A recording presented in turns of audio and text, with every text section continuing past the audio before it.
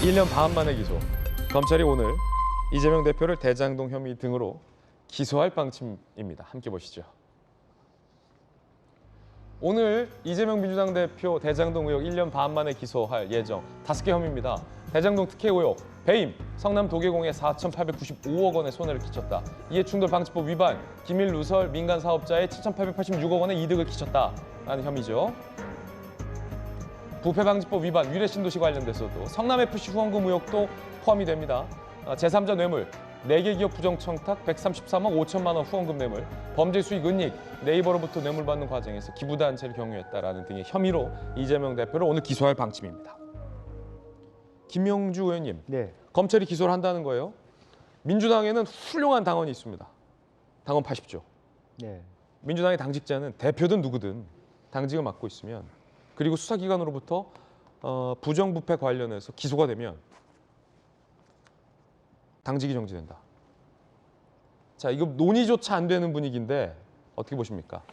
그래서 이제 그것을 지금 뭐 들고서 만지작만지작거리면서 전체로 없앨 것인지 바꿀 것인지 그런 논의를 하고 고민이 깊어질 수밖에 없는 것이고, 이제 그나마도 김만배가 입을 닫음으로 인해서 더 추가될 수 있는 영역까지는 가지 않는 것 같습니다. 자기네들 말음대로 이번에 기소한 것은 최소한 자기네들이 헛방을 안 치는 수준에서 기소를 하고 있다. 그런 특징이 있는데, 그나마도 그 중에서도 저는 좀 아마 실제로 본 재판에 들어가서는 검찰 측도 굉장히 공공해질 수 있는 영역이 꽤 있는 것 같아요.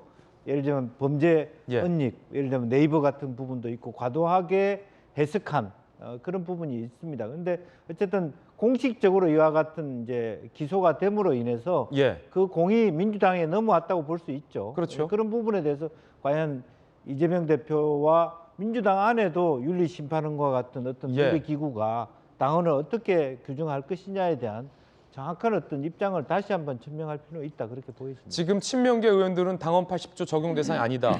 심지어 기소가 된다 하더라도 이 혐의는 부정부패가 아니다. 이런 말도 나오고 있는데 당원 80조 논의조차 안 된다면 온당합니까? 그래서 지금 현재 검찰의 기소, 공소 내용만 보면 좀 부정부패로 얼룩져 있는 내용이죠, 사실 어떻게 보면. 혐의는 부정부패 혐의죠. 예. 근데 물론 전체적인 의도 자체가 정치적 의도로 이렇게 더 씌운다, 이렇게 얘기하고 있습니다만은 조금 더 민주당 안에서도 객관적으로 국민들이 눈높이에 맞는 해석과 결정을 내릴 그런 어떤 그 공이 민주당 안에 넘어와 있다, 그렇게 봐야 되겠습니다. 예.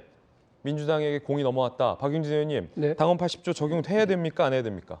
절차 밟아야 된다고 생각을 해요. 예. 어쨌든 당원 당규가 있고요. 제가 이제 비판적으로 얘기는 했습니다만 그 80조를 이제 아예 없애는 걸로 혁신위원회에서 얘기했는데 그게 어떻게 혁신 조치겠어요. 그러니까 이 문재인 대표 시절의 혁신 조치를 이재명 대표 시절의 혁신위가 없애는 게 혁신이겠습니까? 그러니까 적절치 않다고 비판을 많이 받았고, 그거는 이제 일단 시도하지 않는 걸로 이야기를 한다는 것 같아요. 그런데 이 80조는요, 그냥 무조건 적용하는 건 아니고요. 그 사무총장이 조건이 있습니다. 전제 조건이 있습니다. 뇌물과 부정부패 사안으로 기소가 되었을 시 이를 판단해서 당무를 중지하도록 하는 겁니다. 근데 이제 여기에 대해서 당무 중지를 했는데, 야, 이게 그래도 좀 뭔가 좀 정치 탄압 소지가 있는 거 아니야? 다른 해석을 하는 의결기관이 어디냐면 당무위원회예요.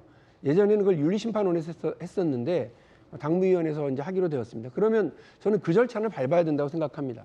사무총장 혼자서 이건 해당 사항 없어, 이렇게 할 문제인지, 좀 그렇더라도 사무총장도 당의 기관이거든요. 집행기관이거든요.